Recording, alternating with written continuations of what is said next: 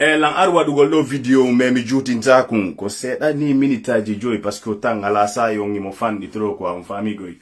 mi fala no yon partage na momo ya video ngai mi kupi modo joni partage mo sa ko do mo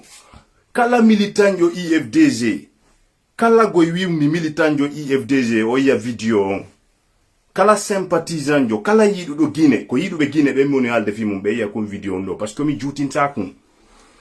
mi aray tora gollon do goddum wada non lan fi Allah on fami donc andi no wodi debbo go psychopathe jo no wodi debbo go deranzido no wodi debbo go duado yawde kakabano o nyawnde hakkille makko den lote wade omo sa funyi on fami e wade omo sa funyi e kaba kudu hawtindire e od zavel nde lote kwa hore makko nde formate on fami ko fiyon be mi alata fi makko parce que don andi ha hande mi wada ali video mi ari mi hali inde goddo mi halata parce que na programme no min ko idéologie sellu dalen jallo mi woni baaw makko on fami ko mi halanta do militant be IFDG ben hay communicant be bengo hay wada be ben video ji fi IFDG parce que moi je suis pas communicant de l'IFDG on fami inabi blogger jokadi kono piji gono ton si wadi pandi wandi be na potto ko hako madi sa yewtido a hala e moment donné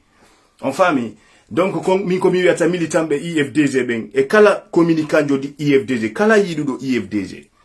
o debbo deranzido acce ndarugol video ji makko din fi Allah acce ndarugol video ji makko din partage min mi darali goy min ko communicant be IFDG ben wonbe wadde ben video ji ko ben nyoni darde kono si be wadi video ji seke wonbe saka woni sifa din porom paranji quoi sifa din halaji di ala sens no wodi hande ko aninen no wodi hande ko fewndi den ko fino etoro den préparo den gila fendo parce que élection ji din ko fendo fuddoto den di fiyo sellu dalen lamo na en jodo do e halugol on fami ko en préparo dès maintenant selen sifa din piji on debbo psychopathe jo tertendar gol on acce partage gol mo e so fala o wi'a ko sellu dale woni baba bidde makko ben so fala o illa ko kasambu sellu dalen kale danki sello woni walade dum ko programme makko non ke ko aden derangido mawdo telen partage gol din piji hala ne be wono Angelo King min ko minan no hala ben fo yo be accu c'est que be beidana mo ni buzz quoi tu vois donc militant be IFDG be faut allez vous désabonner sur sa page et la page de son petit frère désabonnez-vous là-bas oubliez cette psychopathe hey on ko family psychopathe non donc arrêtez ça acce partage gol comme be buzz on dit goddo yalti woni psychopathe jo halo boro bara tassez-vous on yejjitu moment essaye d'évoluer essaye d'aller de l'avant parce que quand bébé fala tout on go stable tu vois ce que je veux dire mais en Guinée c'est pas ça on veut unir tous les Guinéens en famille goy l'idéologie de Sellouda Lendiallo c'est unir et servir donc menen medenge bawo dum wotan waru do wadu gol clash ara inna hala dum wara ni tu vois arrêtez ça oubliez cette femme yejjite mo ko on Sellouda Len ala halu gol fous entourage makon ala halu gol fous donc enen kadi naten on idéologie donc to inu den arde défendre golmo c'est nati donc base mako yennu golmo dumanno c'est ko bay visibilité yimbe be ina oui c'est qui ça ko no hali yimbe be humpe ya capaz mako abono tu vois rede wadande mo promo gratos ko à la famille mon famille yo tindirane ngonga à un moment donné hey tous les communicants de l'IFDG les gens que je respecte là les Angelo King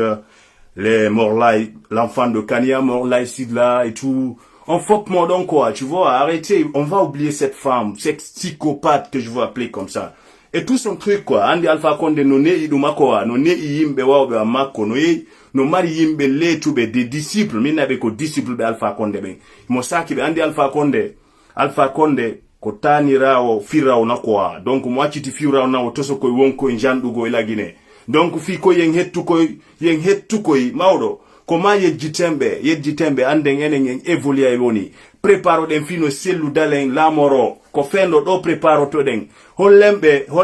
be hollano be enen yida be enen yidi Guinée fop enen ko ni quoi ko unir et servir donc en ala do fi division ko ala do fi legnol IFDG c'est un parti politique qui appartient à tous les Guinéens. C'est pas un parti pour les Peuls, c'est pas un parti pour les Soussous, c'est pas un parti pour les Malinqués, c'est un parti pour tous les Guinéens. Donc on va essayer d'unir les Guinéens. Oubliez cette psychopathe. Cette femme qui parle là, qui raconte du n'importe quoi tous les jours, on va essayer de l'oublier. Faisons comme Sellouda Lendiallo. tournons le dos, arrêtez de partager ses vidéos, ses images, arrêtez de partager tout ça. Moi, je partageais une fois sa vidéo,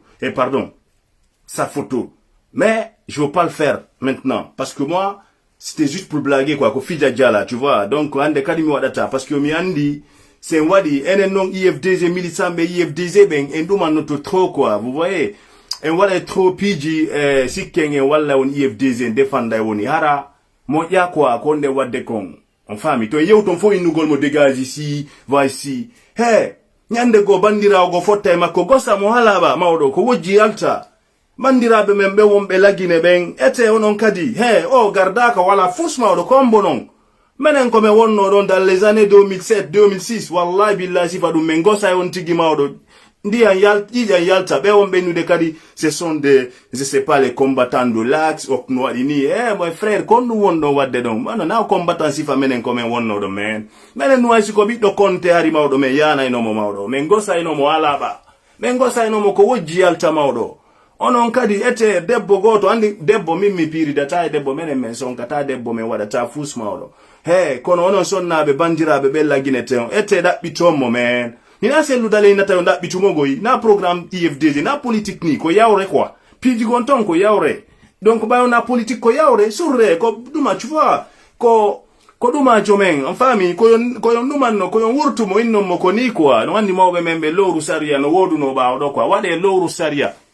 en famille ko me alta konfo bandirabe onon wombe lagine be nda bitemo gosom mo men ko dum menen men abbe menen siko gor konon so ari do leyde ko me wondo kon accide men e mum wallahi billahi accide men e mum kala ardo ga yennube ben fulbe ben fap communauté amen ina politique menen dum fait ino politique ça yenni fulbe ben ça fala yenna IFDZ ça c'est un problème c'est de la que politiquement aussi kono c'est la politique des faibles quoi argol yenna ko aden jo jasdo tu yenna tamawdo fami aden teddu aden wawdo ko tu vois o gollira hakkil mawdo menen me yenna ta kono yennudo communauté amen fo si men yimo o yey quoi tu vois on anda wona hala tung kono acce partage gol video ji makko din ko dum mi toroto on fi alla acce yawgol capage makko mi torike on kala won do landarude do kala won do landarude do yahe aboni do capage makko won nate parce que mi anda honno page makko inte nato wadon ni désabonné ko dum woni wallugol sellu teddinamo si don fala teddingol sellu allez vous désabonner sur sa page et toutes les pages wonbe ben hala be ben dumanno woro wara yaye désabonner don fi Allah ko dum wala tem promo men sensibiliser tous les communicants de l'IFDZ et tous les militants de l'IFDZ, tous les sympathisants de l'IFDZ, allez vous désabonner sur la page de cette femme, de cette psychopathe.